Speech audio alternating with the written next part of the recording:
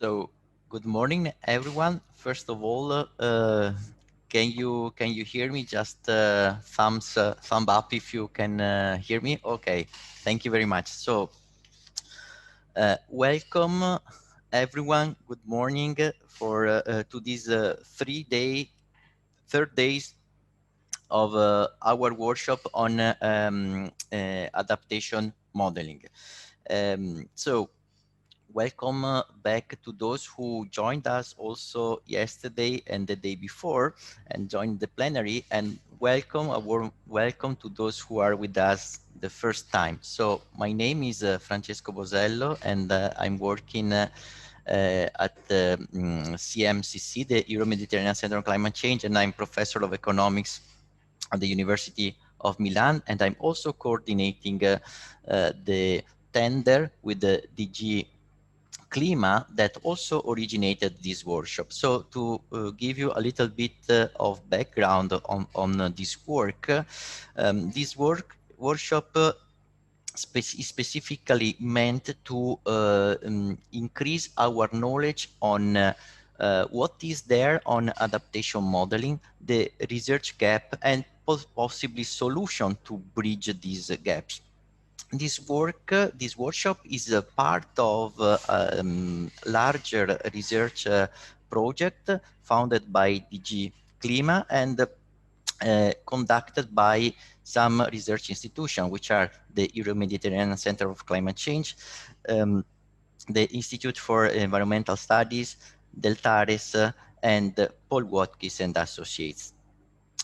This third day is devoted to present and discuss briefly, as much as possible, the result of the work that has so far been developed within this standard. But of course, we are going to have also other exciting sessions later on in the morning and in the afternoon. We are going to present the work that we did on case studies. We are going to have hands-on tutorial where we are going to present practical application of some kind of rapid analysis for adaptation on adaptation issues. And also let me remind that exactly, let me double check, at 4 o'clock in the afternoon, we are going to have our plenary where there will be a summary discussion and also the farewell for after to conclude the workshop. So today we are going, as I was saying, to present briefly the main outcomes and insights from the work that has been done so far. The work is still ongoing, and by the way, the insights that we are getting from this workshop are very important for fine-tune and enrich the work that the research team so far developed. So there will be the presentation that are going to summarize the outcome of the 4 research tasks that characterized the work, the research work. So we are going to have 4 presentations. The first one is by myself that is going to present briefly the structure of the whole research activity. Then we have, sorry, we have a communication of Marlene that is going to present the desk review and gap analysis. Then we have Enrico Scoccimarro from the Euro-Mediterranean Center on Climate Change that is going to present briefly the outcome from the lesson learned and recommended approach. And finally, Jeuken from Deltares that is going to present the main insights that we got from case studies. Sorry, Rhian is going to present the work on from the Institute for Environmental Studies, is going to present the desk review and the gap analysis. Okay, sorry for the misunderstanding, just a last change, last minute change. Okay, so if I'm able to share my screen, I'm going to very briefly. Okay, now I am in full screen, so I don't know if you can see my screen. Hopefully, yes.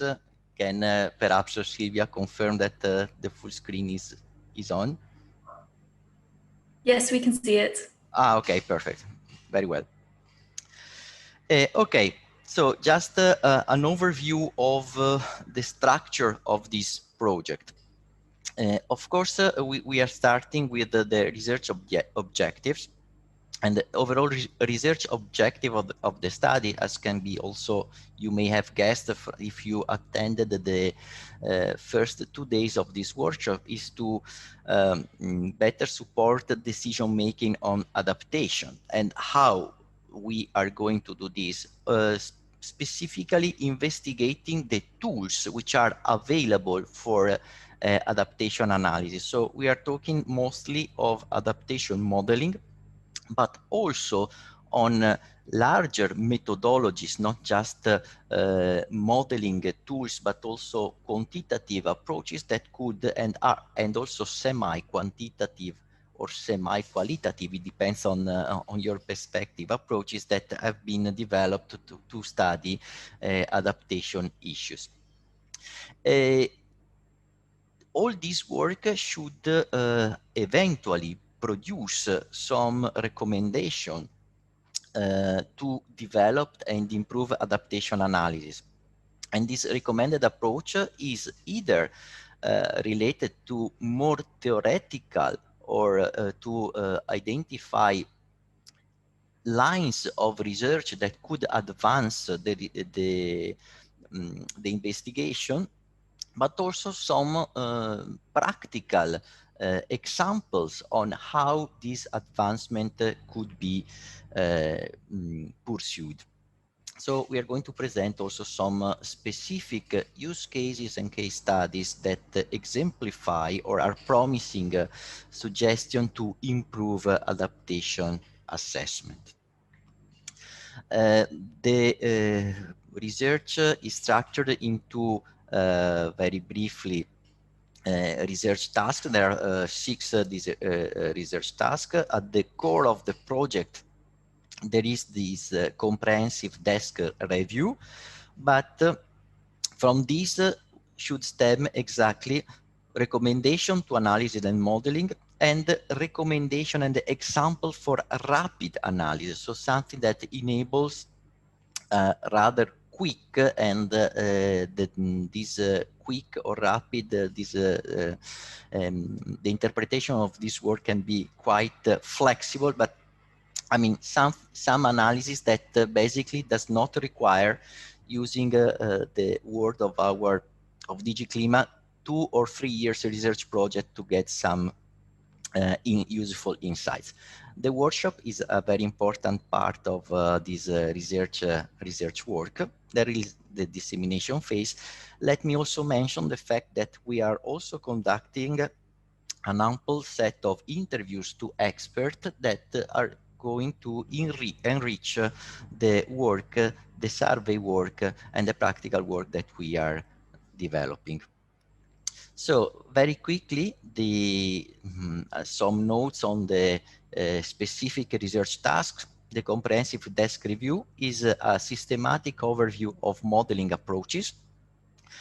And you see basically the characteristics of that we consider here for each of the modeling approach that we surveyed.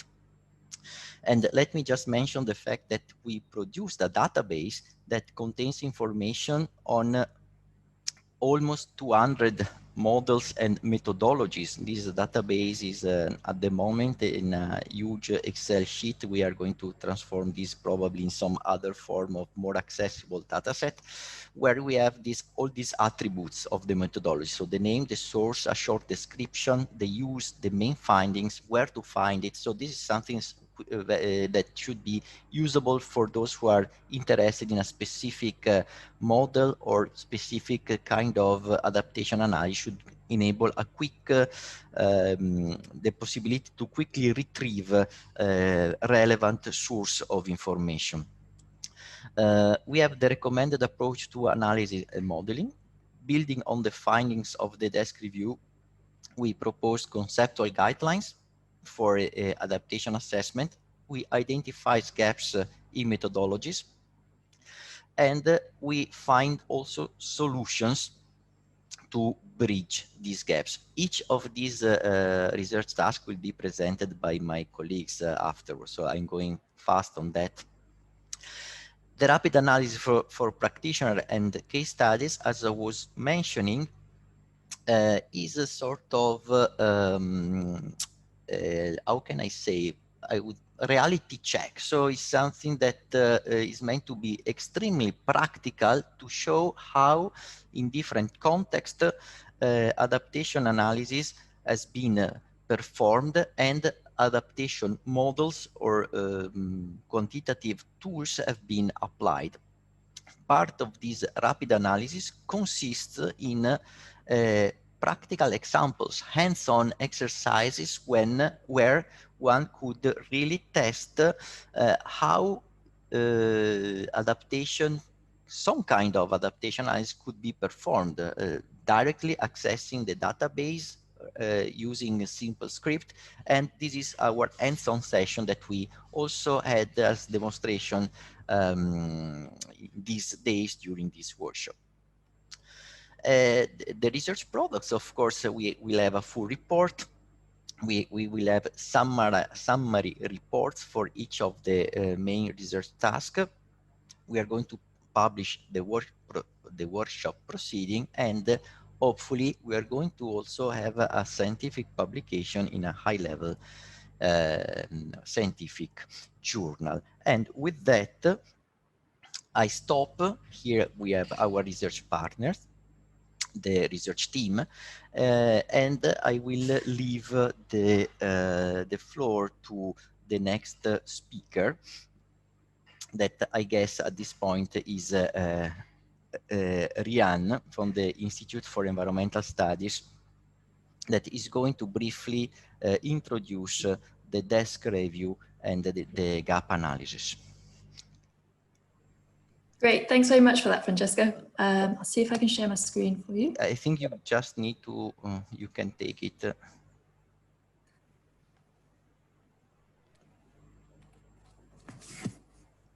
Let me just, okay. Perfect. I think, can you see my screen now? Yes, perfect. Okay, great. So good morning, everyone, and welcome. My name is Rhian. I'm a junior researcher at the Institute for Environmental Studies at Vrije Universiteit Amsterdam. I've been in charge of coordinating the development of this comprehensive desk review of climate adaptation model and tools and methodologies for this study.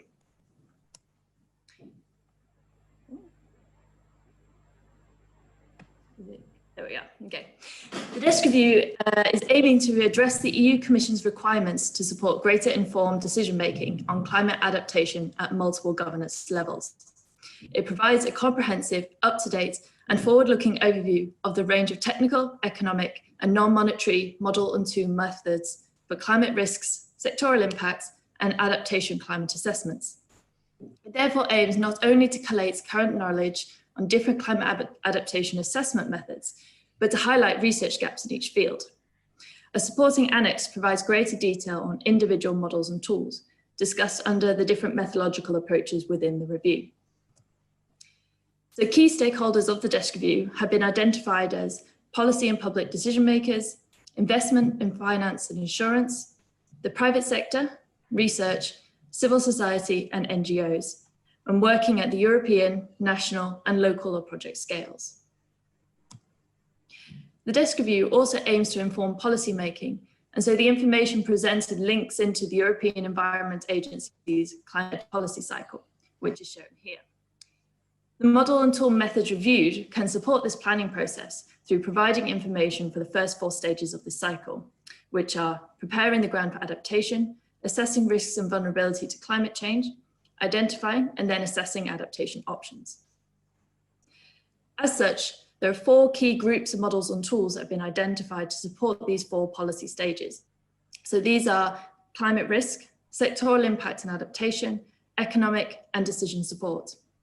It should be noted that due to the emphasis of this project on adaptation, it was decided that pure climate modelling has been excluded from this review. So overall, the desk review is structured using these model categories. So I appreciate that we've got quite a wide range of expertise here. And so while some of you might be very familiar with modelling, I also appreciate that others may be less so. So I'll briefly go over each of these for you. So the first chapter looks at hazard, exposure and vulnerability modelling, which together consist of the 3 elements of risk as defined by the IPCC. As such, these can be used to support the identification of climate risks to be addressed within adaptation strategies. The identification of extreme climate events, changes in their spatial and temporal occurrence, and the compounding impact of multiple hazards are also paramount in identifying risk. As such, methods to examine these factors have also been included in the chapter. So the second chapter, which covers sectoral models for impact and adaptation assessments, typically use the outputs from the previous chapter. This allows the models to assess the impact and response of important economic sector climates.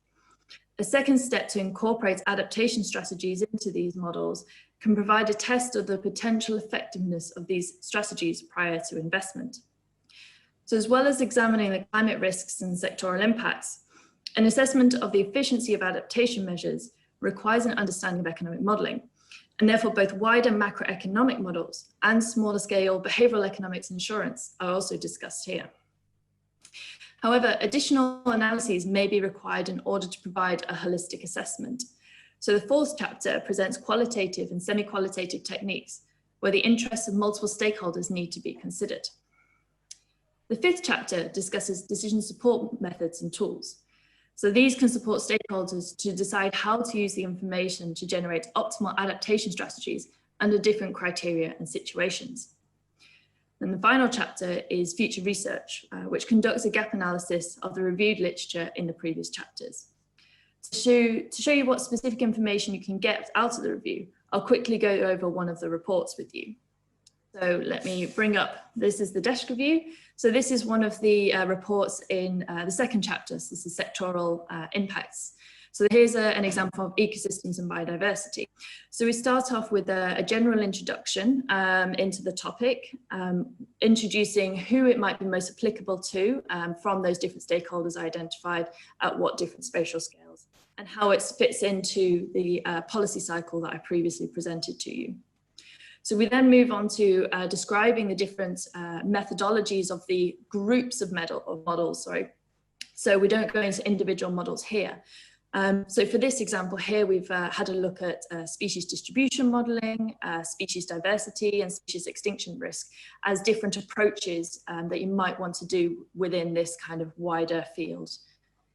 We then move on to look at different assumptions and how you can verify those models, as well as the general input data that you might want to run these models. We then move on to look at the outputs of those models. What can you expect to get out of them, along with some worked examples of how these have been applied within the wider research field. So we then move on to look at the different strengths and weaknesses of those different groups of models, and briefly then have a look at whether they're applicable to rapid assessment that Francesco previously discussed. And then we finally end the report by having a look at what are the research gaps within that particular field. So as I mentioned, this is just like a broad overview of the different model groups. But if we want to look at an individual model, we can have a look into the annex. So here's an example from this ecosystem report. So the first section, it just describes where we are in the report. So this says we're in chapter 2, it belongs to ecosystems and biodiversity, and this is the model name, so it's in Vortex. So we work through, here you can get all the information. So it starts off with like, what does the model do? What can you get out of it to see whether it's most applicable for the decision making that you're wanting to do. Is this open access? So do we need a license, or can anyone use this model? What are the key data inputs, and are these accessible to us? Or do we need to have, again, licenses, or are these data owned privately? We then look at the strengths and limitations of those models, as well as the spatial and temporal scale and resolution at which that model operates at. So we then move on to look at the accessibility of the outputs. Do we need technical expertise or knowledge to be able to interpret what comes out of the model? So do we need to know programming skills or GIS, and how do we interpret the outputs? We then again link it back to the policy cycle and say, how does this support decision making? And again, we've got a separate section on what you can expect to get out of it in terms of decision making. We then provide another worked example of how this model might have been applied in research or decision and policy making, along with relevant references that you might need in order to work the model, and again, whether it's suitable for rapid assessment or not. Okay.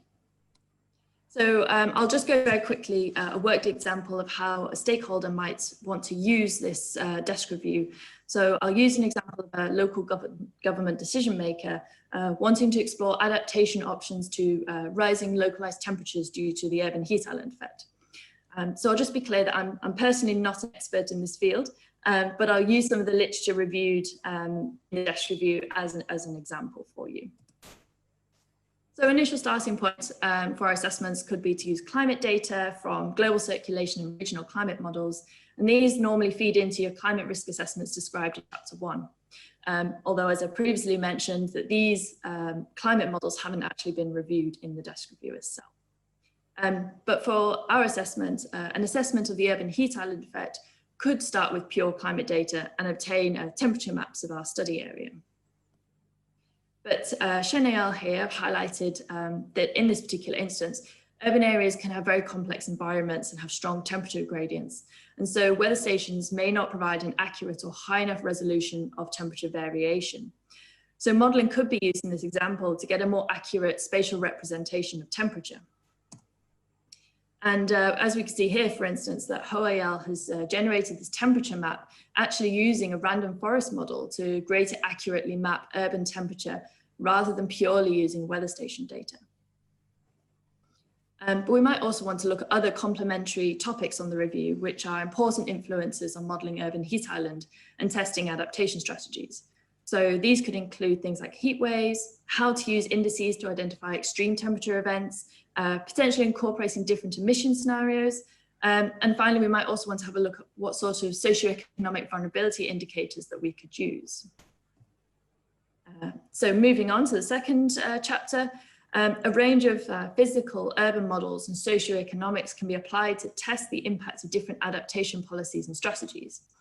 So for this example with the urban heat island effect, chapter 2.8 may be the most appropriate, but other relevant chapters for local government decision making could include those on critical infrastructure, buildings, transport, and heat and health. So this paper by Hout et al. Have used varying socioeconomics and land use patterns to propose 6 different city development scenarios, which have been indicated at the top of the figure here. And so based on these varying urban growth patterns, we can see from this figure how different land use policies and development strategies can impact on the urban heat island effect. So based on these models, if your city to follow a innocuous city pattern, the urban heat island effect could be much more widespread than if a city followed a land use policies promoting either a reactive or a green city scenario on the left-hand side. And finally, we can conduct economic assessments and use decision support tools. In the desk review, cost-benefit analyses can be found in the 5th chapter of how to use the information, but these categories can overlap a bit. So Kauser and Keeler conducted a life cycle cost-benefit analysis to compare the net present values of green versus conventional roofs, incorporating both wider societal and individual benefits. The authors found here that the cost of green roof construction actually needed to reduce by about 20% in order to make the net present value lower than that for a conventional roof. But the costs and benefits of these will vary from location to location, obviously depending on building costs, for example. I hope that's given you a brief overview of the desk review and how it can be used. But now, what are the current gaps in the research? So the gap analysis of the literature reviewed identified 4 main categories: gaps in data availability, accessibility, analysis and processing, addressing dynamics and feedbacks, model coupling, and within decision support. So the gaps within the first category include issues regarding the resolution and completeness of data from climate models and scenarios, as the resolution of global circulation and regional climate models are too coarse for local scale adaptation assessments. Similar issues of scalability are present within most hazard, exposure and vulnerability data. Improving the accessibility of online systems are also required, such as through upgrading current systems to enable the handling of large amounts of data and generating websites that are attractive for policymakers and enable access to rapid assessment tools. So finally, further research is also needed on the cost of adaptation and bridging the gap between large-scale adaptation cost estimates, such as by integrated assessment models, and more precise local analyses. So within gaps addressing dynamics and feedbacks, hazard and adaptation assessments should consider the effect of multiple hazards and greater model and quantify the impacts of extreme events. However, the current hazard impact models do not account for current compound consecutive multi-hazards, and there is little understanding regarding the impact of extreme events, for example, on the impact of crop production. Greater development is also needed in areas such as socio-hydrology or agent-based models, in which human and physical dynamics and feedbacks are co-examined to determine their relative influence on each other. These interactions are currently largely missing from hazard, vulnerability and adaptation modelling. In addition, much further work is still required regarding the development of models that assess the wider indirect economic impacts of climate change and adaptation. Thirdly, there are challenges when coupling models. So ideally, model-based analysis of adaptation should be conducted integrating the whole causal chain, from climate stresses to adaptive responses, into one unifying modelling framework. Yet current hard-linked IAMs are too coarse for implementing adaptation measures. So links, synergies, coordination and coherence of climate change adaptation and mitigation solutions at all levels and sectors should be further pursued. But this is especially within climate proofing sectors that are key for greenhouse gas emission reductions, such as land use, agriculture, energy or transport. The final category discusses the gaps in decision support. However, no decision support analysis can be better than the input information. So challenges include the management of uncertainty, the length of time and resources required, which may conflict with the needs of decision makers, and the inaccessibility of decision support systems to non-experts. So overall then, the desk review covers a wide range of topics within the process of developing adaptation strategies, which aims to provide a bridge in understanding between the technicalities of adaptation modelling and decision making.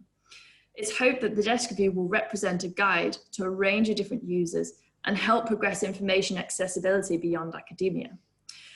Yet the gap analysis actually highlights key future research areas that are needed for the development of adaptation modelling. So together, not only could the review promote understanding of what is currently possible, but guide our future efforts to develop our knowledge further. So thank you very much for your time and attention, and I hope this presentation and you found the review very informative. I'll be happy to try and answer any questions that you may have. Thank you. Rhian, thank you very much. Thank you for the very comprehensive, although compacted presentation of the comprehensive desk review. Let me also just remind to our audience that they can raise their question through the chat anytime they want, and we can try to answer directly while discussing, because there is the whole team here supporting supporting the speakers.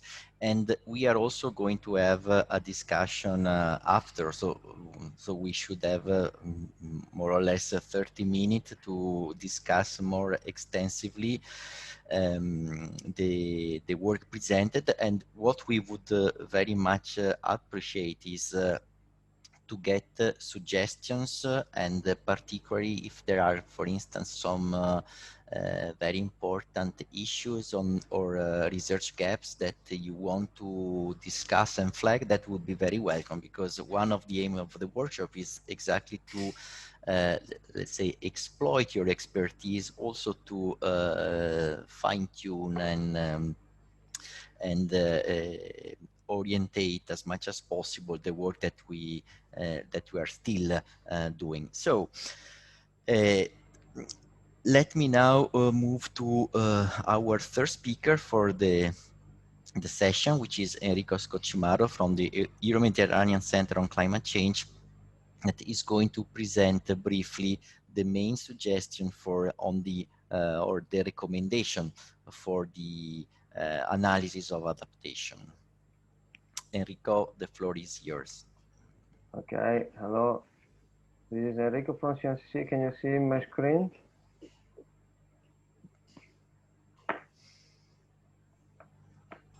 Yes, Enrico, we can see them. Okay, so what we're going to do is to try to summarize the results that we got in the research task number 3 of this study on the recommended approach to analysis. And the aim of this study is to propose approaches for a better decision making at various levels of governance, and the starting point is the adaptation policy cycle schematized on the adaptation support tool that has been developed by the Climate Adapt. Specifically, we aim to outline a recommended approach for all of the main cases of the technical, financial, and economic and non-monetary analysis and modeling of climate change and urban risk, and then to define the relevant follow-up action for the, let's say, short-term period. From my side, I'm a little bit biased as a climatologist. 5 years for me is short-term, with the idea to improve the approaches for all of the main cases that are then here defined as use cases, as we will see at the end of the presentation.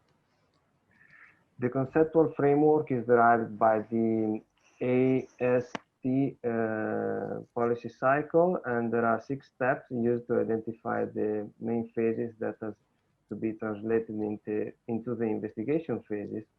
And I assume that all of you know very well this policy cycle for adaptation that starts from the preparing the ground for the adaptation, assessing the risk and vulnerability to climate change, identify adaptation option, assessing such option, and then implementing and monitoring the system.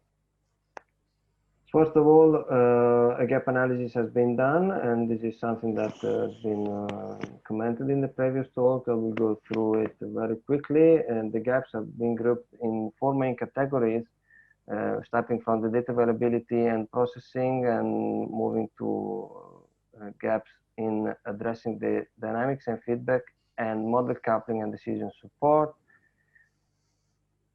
I've been particularly involved in the definition and in the evaluation of the gaps in climate model data availability, because, as you know, there is the huge problem of the cost resolution. This is still true, not only focusing on general circulation model, but also if you move to downscaling techniques. So if you take a look at statistical downscaling or dynamical downscaling, the results that we obtain are based on state-of-the-art regional climate model, and tools and observation available are still too coarse. So we need to find a way to improve this part of the chain.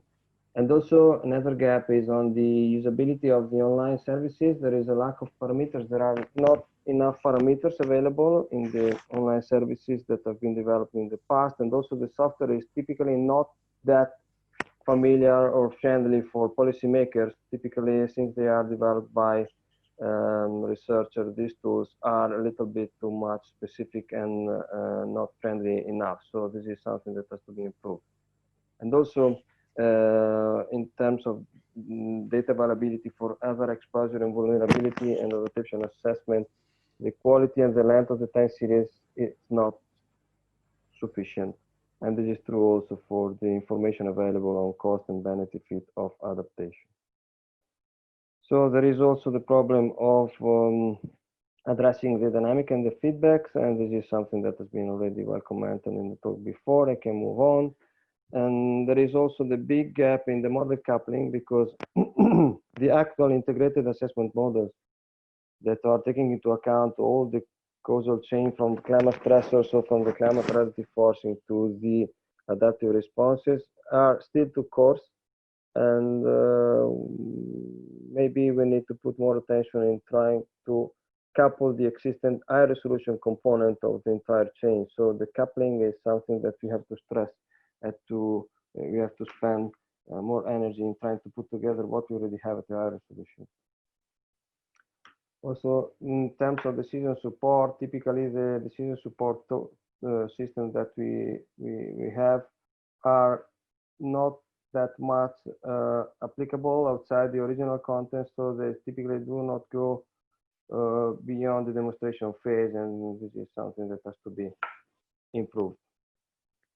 Well, we collected the recommendation to bridging these gaps, and these are grouped in three main classes. So improving climate information for adaptation, improving the information on adaptation cost and effectiveness, and then improving the tools for the decision making, also taking into account the uncertainty. For the first group, it is important to increase the spatial resolution of the climate information we have. This is true for the long term, but also for the short term period. So not only scenarios, but also decadal and seasonal time scales.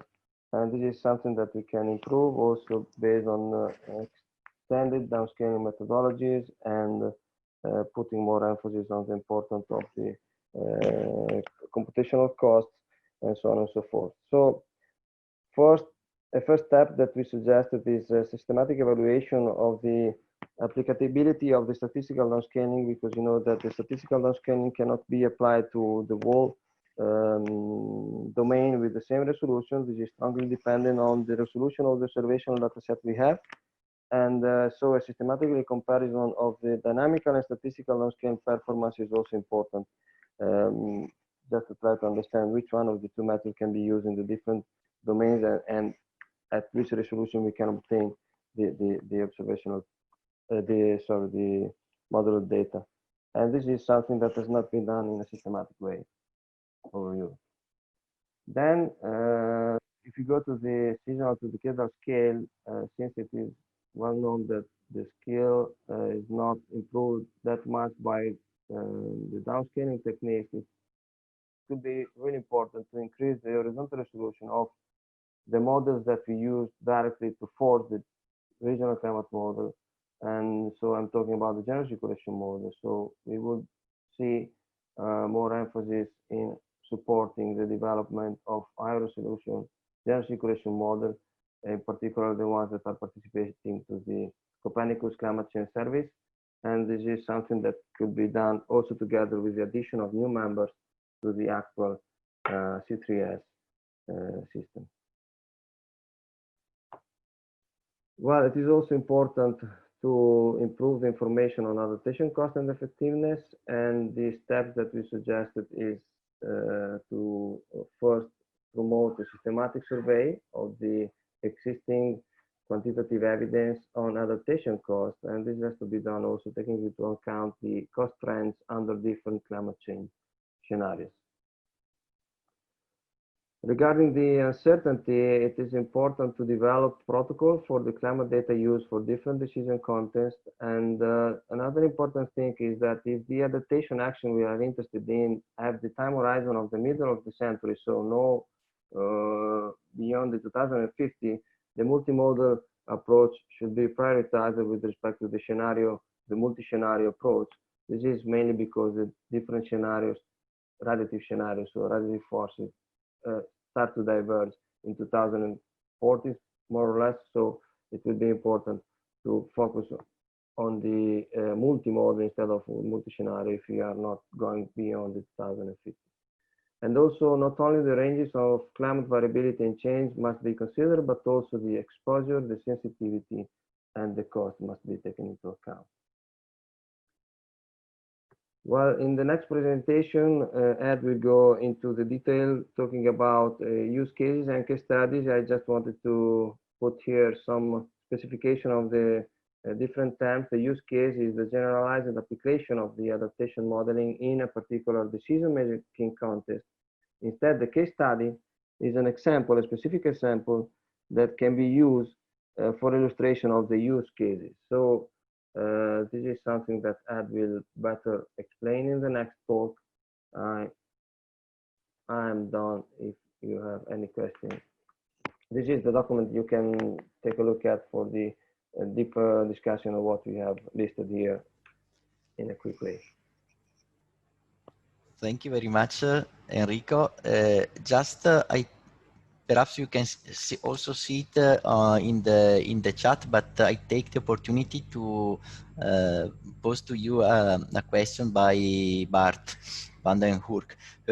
Given that you are our climatologist, is saying that the issue of resolution downscaling of climatic information is on the table, and has been on the table in the last 15 years. So, can you perhaps tell us if there have been some improvement in the last 10 years on this specific topic of downscaling? Well, the main problem here is that there is a sort of chain. So you have to first run the general circulation model, and then you have to run the regional climate model for the downscaling. And so these steps requires long periods, because if you develop a new model, you need years to develop a new model, and then you need years to run the simulation, and then you need years to run the regional climate model simulation based on what has been provided by the general circulation model. So in terms of, if you focus on the couple model intercomparison projects that are at the base of this sort of chain, so we start from the general circulation model, we are now in the phase of CMIP6, and we have been, and before we had the CMIP5. And just to give you an idea, the CMIP6 started with higher resolution model, not that much. For general circulation model, we moved from 100 to 100 kilometer resolution model in CMIP5 to 50, 100 kilometer models in CMIP6. But now we started with the 4th in CMIP6, let me say 3 years ago, and now we are concluding the simulation. So the data are now available for the downscaling, and you have to wait for a couple of years more in order to have new results downscaling based on this on this new general circulation model output. So the answer is there is an improvement. The resolution is increasing in both sides, general circulation model and regional climate model. But the cost, the computational cost is huge, and this requires a lot of time to do everything from the model tuning setting to the simulation and so on and so forth. So we are working on this, but it's really consuming. Okay, so thank you, Enrico. But anyway, these all these issues could be also flagged during our open discussion phase. Now, I'm going to move to the last speaker, which is Jeuken from Deltares, that is going to present the work that we did on use cases and case studies. So just to clarify perhaps the most applied part of our work, let me also recall that there is a specific session afterwards on case studies. So you are very welcome to attend to have more information and insights about that. So Ad, please, the floor is yours. Yes, thank you, Francesco. I assume everybody can see my screen and the presentation. So I will share an overview of the results of the use case and case study analysis, and in particular, what could be recommendations for rapid analysis.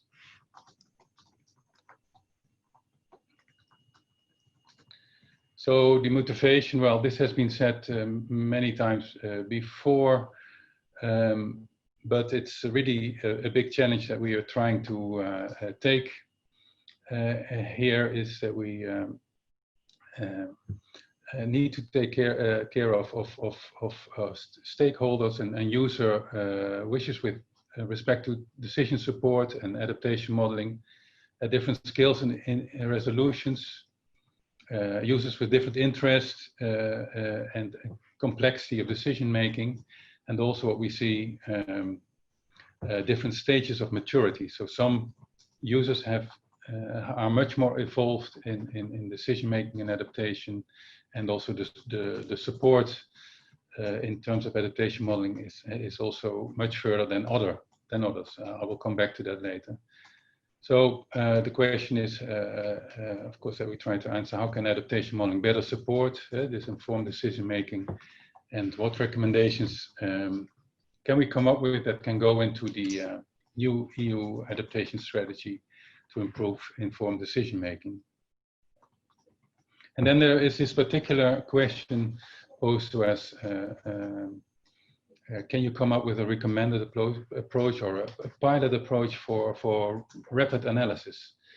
And then the first question, of course, is why is there a need for more rapid analysis? Of course, there's always the wish to do things faster and easier, but I think it's also a growing need in terms that more and more people are involved in decision making around adaptation. Also, the issue is put higher on the agenda, and if I recall the talk of the person from DG Research saying that I want to promote co-design, co-evaluation, and another co that I can't recall at the moment. More and more people need to have access to the same information. So this also accessibility can be increased by rapid analysis. And another thing is also that if we really want to push further adaptation, mainstreaming within existing processes at the users is also becoming more and more important. And sometimes these processes also put constraints to the time and resources that can be applied to the adaptation modeling. But how can we improve rapid analysis? And well, this was also a term that came back multiple times yesterday in the talks. Yeah, we need multi-objective optimization. So we have many objectives to cover. So to speed, accessibility, but at the same time, we also see that there are emerging issues and gaps that should be covered for analysis in general, but this then also counts for rapid analysis. So the question that we try to answer, and also in the parallel sessions after this, yeah, what exactly is possible, giving also emerging possibilities. And we also know that technologies are increasing, also public and data availability is improving a lot. So there's also a technology push, so to say, that also makes things that were not possible before possible now. And of course, we should be careful for what type of decisions do we apply rapid analysis, and it's still also responsible with respect to quality. And yeah, for what situation you really have to rely upon expert-based, more extensive analysis. So what are the limitations also to rapid analysis? Is also a main question that we try to answer in our study. So you've seen in previous talks that we have done a very extensive desk review, basically categorizing models from from climate hazards to decision support. In this particular analysis, we take more a user perspective. So we look from different user categories, the use cases, as Enrico introduced them at the end of his presentation. What are basically the problems and objectives with adaptation modeling for that particular sector or user? And then analyze and propose what are the options available now, but also we want to take a forward look in the near future through research, innovation, and other actions that the EU can foster. What are options to meet those objectives? And from there, suggest a pilot approach or multiple pilot approaches for rapid analysis. And we have defined 9 use cases and 24 case studies. And in our analysis, we also relied, of course, on the gap analysis that came forward from the desk review, but we also had to review policies associated with different sectors and users. And we also conducting, well, almost finalizing a series of interviews also with the users from the different sectors. There was a question also in the chat, do you also cover private or non-public models, commercial models? Well, we focus in our analysis mainly on publicly available data and models. But of course, in some sectors, you cannot avoid that there is also a large contribution from commercial software. Yeah, and of course, we try to be representative in terms of use cases and case studies. So we try to cover the policy cycle, hazards and emerging issues in our analysis of use cases. So I will briefly go over a few of the use cases that we have defined. So the first 2 use cases that we have defined and which are also will be discussed in more detail in one of the parallel sessions is EU policy support, meaning basically the support that is needed for adaptation and decision making within the European Commission, DG Climate maybe in particular. And the other use case that we have defined is what we call EU investments. So these are, it's DG Regio, the investment banks, how can they include climate resilience in their project approval process? So the challenge for the first use case on the EU policy support is really how, and then with respect to rapid analysis, is really how can preliminary hotspots be identified for different types of climate change risks, and can there also be a quick indication given of what are the adaptation needs and options, and what are the costs and effectiveness of those. That's the main challenge that we described. For the regional investments, it's really a matter of the main challenge is how can a good analysis be done within the quite rigid processes of project intake at those instances in institutes, and how can climate resilience be built in, also taking care of looking at decision making on uncertainty also, and robustness of those decisions for long-lived investments, for instance in infrastructure, and also make better use of upstream information. So make the links with national adaptation plans and planning to design a good portfolio of projects. If we look to a third use case, that's actually also 2 use cases. One is on urban adaptation, and another one is on regional adaptation. And particularly these use cases are have a longer history in adaptation, and are already quite well supported by adaptation tools. But still, some challenges there also remain. Especially for the urban environment, there is a need for integrated planning, but the available models are often mostly disciplinary. So there's a need for integrating models from different disciplines disciplines. Adaptation models are often complex in nature, and typically also in the urban environment there is already often the case that we use co-design and stakeholder interaction. So it's also important to translate complex messages from these models to indicators or figures that are understood by the wider audience. For regional adaptation, I think of river basin planning, agriculture planning, coastal zone management.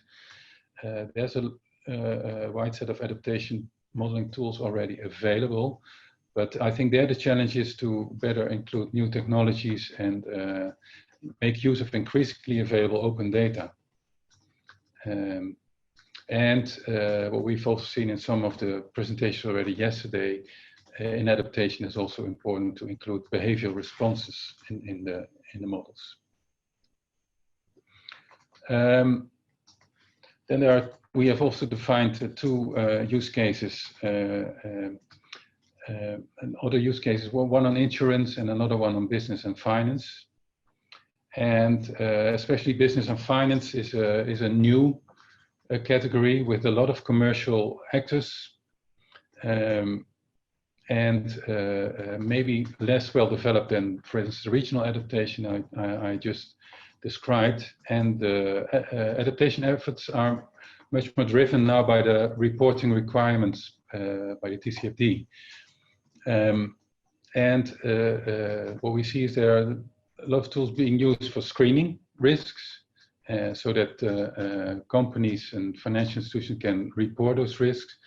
But there is a little basis from those tools yet, or little support from those tools yet, to really also take the next step to really act upon it and shift investment or relocate industrial activities, etc. So that's really better tools, maybe more accurate tools, more locally representative tools are needed to achieve this. It's also really important to connect to the impacts at the user. So for different businesses, this is a really wide range of impacts that should be covered. It's also important because they have their own processes in business and finance that are very strict procedures for risk management and reporting. So it's really important that the tools also can connect to those industry standards. And as I already mentioned, it's a commercial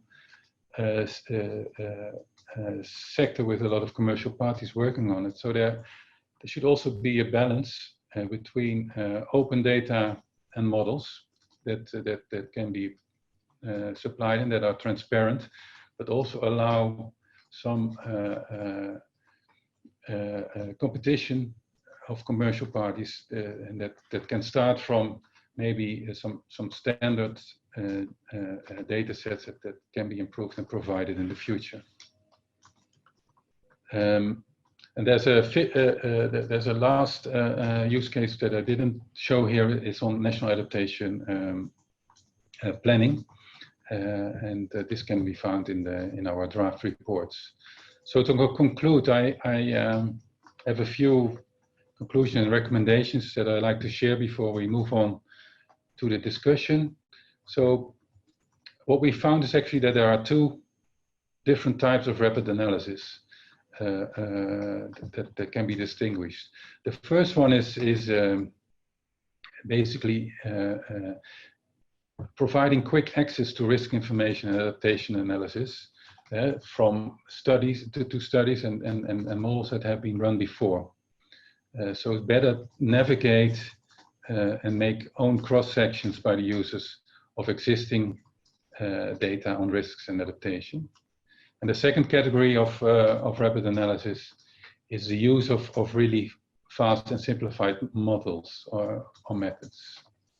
So to give you an example of the first one, are the scripts that are also demonstrated at 2 o'clock to access coastal risk information from the Peseta study. An example of a fast simplified model is for instance, a mapping tool that can be used to in an urban environment to draw measures on a map and directly see, for instance, the amount of water that is being buffered.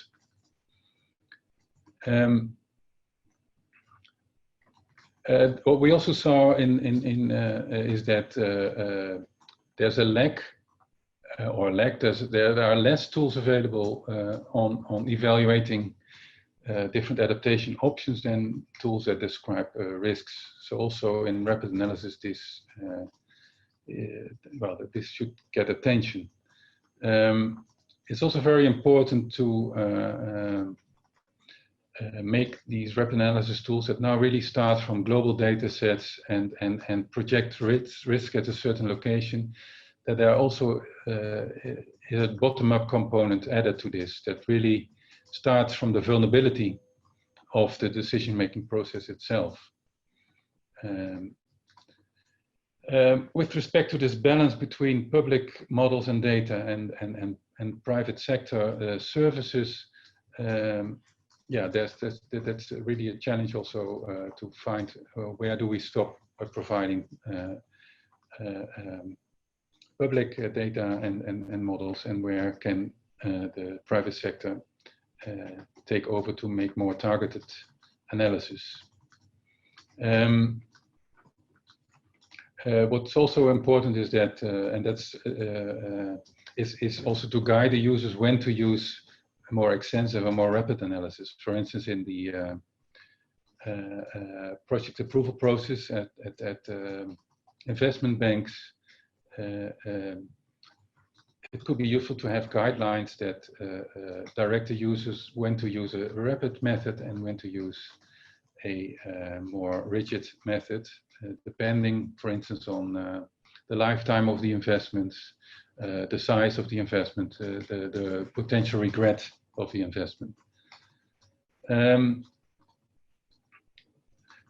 general, what we see there is that we should close the gap, try to close the gap in the next years between global screening methods that rely on global data set and the more traditional tools applied in extensive analysis on the local level.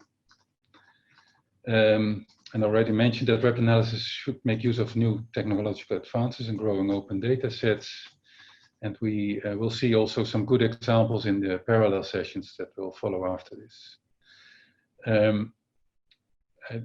Decision-making and uncertainty principles can be included and should be included.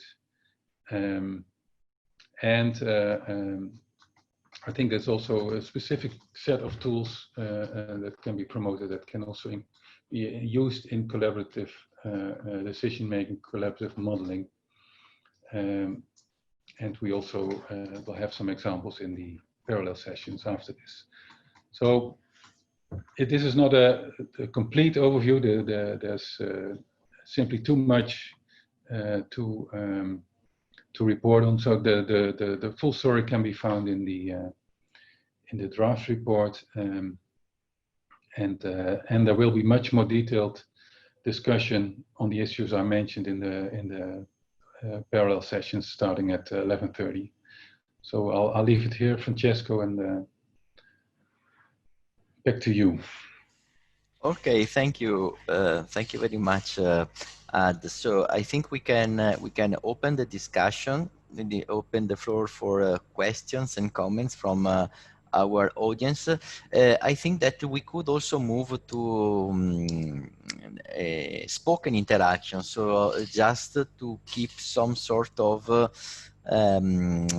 order, I think that I'm speaking to all our audience. You should be able to find a raise hand option. You should have, I cannot see it because I am the co-host, but you should have the possibility to, there are 3 small dots somewhere where you can click and raise the hand and just start to intervene. And I should be able to see who's raising the hand.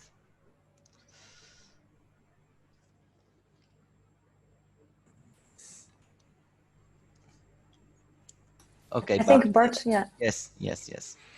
Yes, thank you. I was quite impressed by the overview that Rhian gave in the beginning on the tools, etc. But still, I wonder. There was a bit of a discussion in the chat also on to what depth you were able to make these inventories, and then this urban heat island example was shown.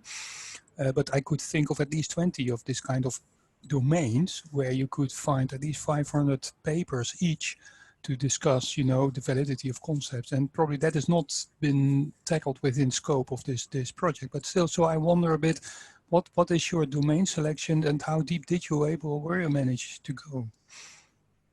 Yeah, no, thanks. It's a really good question. I think as you identify, kind of have two conflicting different sort of requirements in that we both want it to be comprehensive, yet you also don't want to provide too big a textbook and for it to be so inaccessible for people because there's so much information there.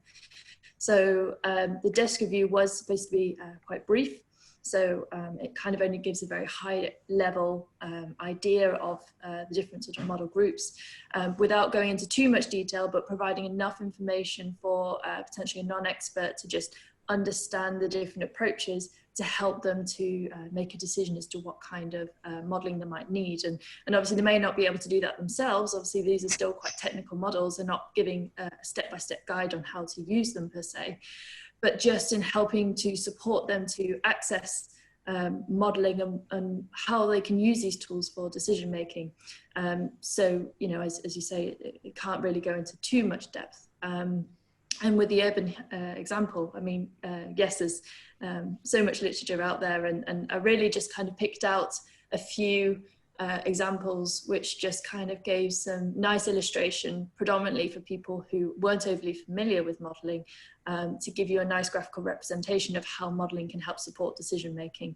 But I appreciate it wasn't sort of the depth of the literature, you know, or the breadth of it, but I was just picking out a few examples, seeing as I only had sort of 15 minutes for the presentation. Does that answer your question? Well, how many of that kind of examples are being elaborated in the report?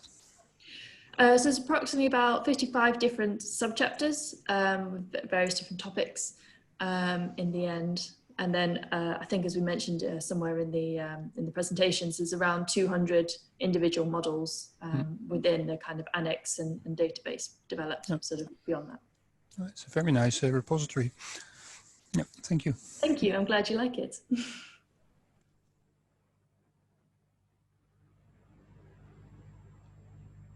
Juan Carlos, please. Hi, good morning. Just one comment. This is a question to everybody. I mean, uncertainty is all over this kind of assessments in every step. So this creates really big difficulty also in the end, how to communicate this to the policy decision makers. And maybe you can make some reflection about that, how to make a smart approach to deal with uncertainty and try to do a good job in this kind of adaptation assessment. Thank you. Okay, I can have a quick reaction on this, then other people, of course, are very welcome to intervene. But also, I mean, this is an open discussion, so also other people from the audience could comment audience comments. So this is not should be really multilateral. Yes, we indeed, I mean, uncertainty uncertainty treatment and communication is one of the issues that we highlighted as to be still an open an area where the improvements are needed, not just in treating but also in communicating uncertainty. So we identify mostly two lines of action. So the quickest one is that to consider uncertainty, and also partly to communicate, we need to rely on storylines and scenarios that could provide that could and should provide a consistent picture of potential outcomes. Okay, so this is one way of dealing with that. The other point is that it would be very important that the models, when they provide some policy suggestion, try to go beyond the often used cost benefit or optimization context, to move towards or to endorse, to embrace other types of criteria for decision, which is, for instance, robustness or flexibility. So these are some concrete suggestions that we flag. The other point is that it is important to be transparent, because in the communication of potential outcomes is important to flag the assumptions which are behind the recommendation themselves, in order that eventually the decision maker can base his decision on an informed set of I mean, is informed of what is behind the recommendation. Then, of course, Juan Carlos, you know better than me that there are the standard and usual global sensitivity analysis, robustness test, that, and this is a best practice that everyone highlights, but is not often performed, also because, specifically in the case of adaptation, when you have to somehow develop a chain of analysis, or you use modeling frameworks. Very often you have many models that are coupled. Of course, I'm referring to the more quantitative approach to the investigation. There are much more, I mean, this is ampler than that, but let me stick to these specific typologies of analysis. Then performing sensitivity tests is extremely costly. So eventually this is not done as much as it would be needed.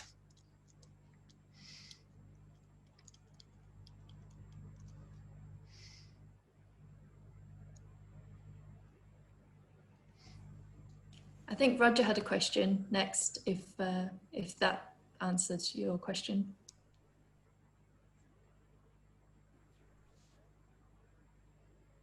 Thank you very much.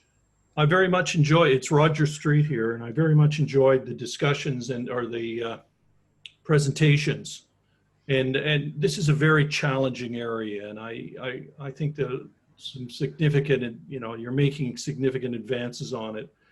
A couple points though, I think that really needed to be more clear, and that's really understanding the way decisions are now being made. Sectoral-based decisions at the policy area, particularly at government policy, is still a strong focus.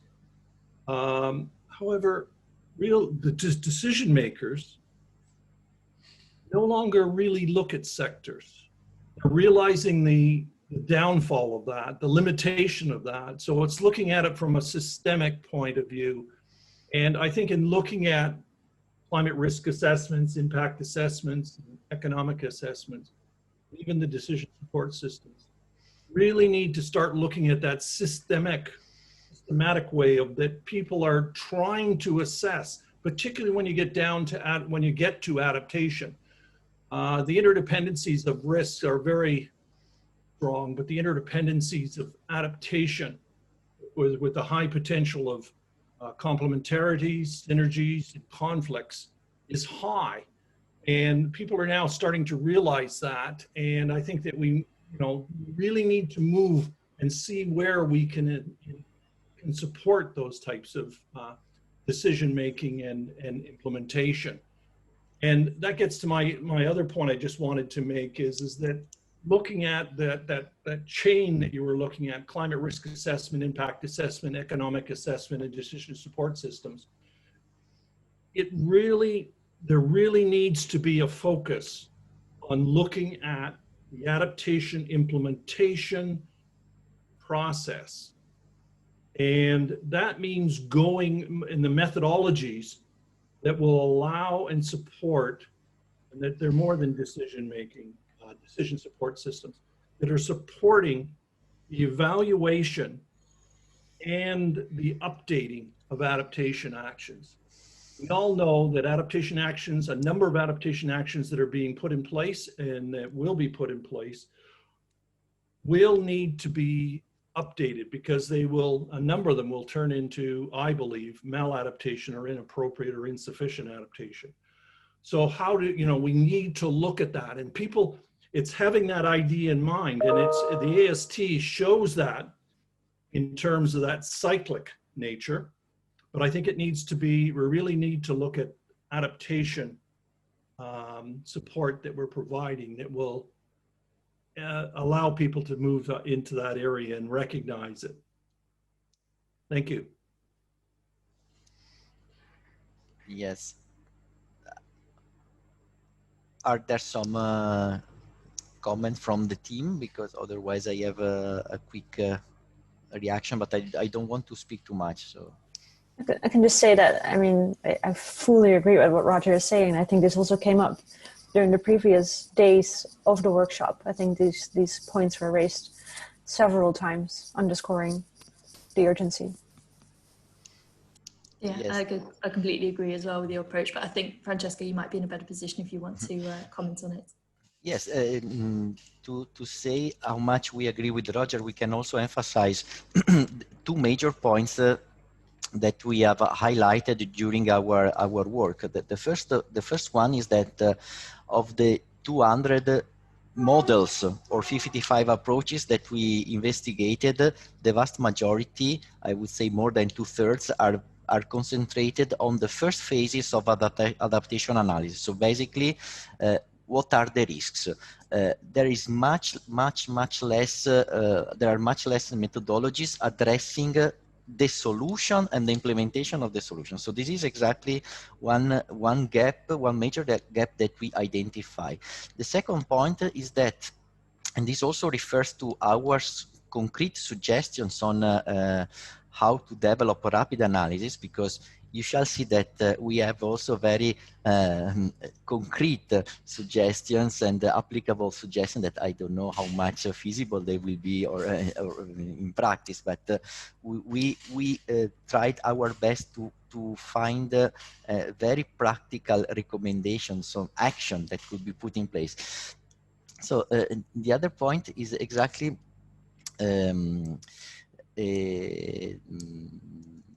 the fact that all these models, also the more advanced, could be useful just to start the work, to start the analysis. So models can be useful to identify where major risks are, so some kind of hotspots, and which broad areas need more intervention. Then the application of adaptation, which is much more, requires much more local information, interaction with stakeholders. So there is also this somehow a disconnection or still lacking of connection between this analysis of adaptation, I would say, under a strategic point of view, so at a higher level, compared to higher level at political level, but also geographical level, and the adaptation that should eventually be put in place at the local level. So this is also another areas that need absolutely further information. And of course, this means that these models need to be complemented or to be replaced by other kind of much more detailed information when adaptation has to be put in place at the local level. Yeah, I think I'd just like to add, if that's okay, Francesco, because yes, I can see Timothy's obviously, sort of maybe clarified Roger's point in that from the DESCRI presentation, I said we were focusing on essentially the first 4 stages of the policy cycle, and actually we need to be incorporating the last 2 of implementation, monitoring and evaluation. And I think the DESCRI view is predominantly obviously focusing on the literature that's already out there, rather than devising new strategies, new methodologies. And so I guess it's kind of a reflection of what's currently out there. So as we've said, yes, this is a problem and a gap that we've identified, but it's actually necessarily fully addressed in the desk review because it's just less reviewed. You know, there is less work on that. So obviously that's why there is that bias towards those first four. But I think you're completely correct in your comments in that yes, these do need to be developed for monitoring and evaluation. Some of the kind of subchapters do highlight that these could be used for monitoring and evaluation purposes. There are very few on implementation, but I think it's a very valid point that needs to be developed after this project.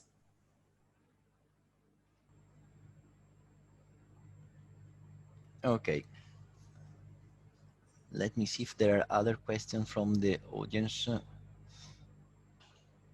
Because the other point, just to stimulate the discussion, is on the flagged issue of decision support. And this is also one thing that, just to conclude the session, that we highlighted that eventually decision support and decision support system are not very supportive. So eventually they did not go beyond let's say the pilot phase. This is something that emerged also when we discussed yesterday about climate services. So I think this is a common problem. So just opening the question to the audience, what could be some suggestions or strategies to be more supportive? I see that we have also friends from the policy environment, so perhaps they could tell us what could be more helpful for them. Okay, so it seems that we are happy with the ongoing discussion. So and we are perfectly also on time. So just 2 minutes in advance, but we are fine. So let me really thank you for attending this session and for the comments. We had a lot of comments during the presentation through the chat, and we try to answer the online, and so we had also a lively discussion during the presentation and of course at the end. So let me just recall that we are going to have other session, the parallel session that are going to start in about 16 minutes to be very precise, after the coffee break. And their discussion could be, of course, could continue and be enriched. So you will have also further material to discuss and insights to suggest us. So again, thank you very much for attending, and I'm looking forward to meet you also at the parallel, and also recall the plenary at this afternoon at 4 o'clock. Okay, so thank you very much and see you soon.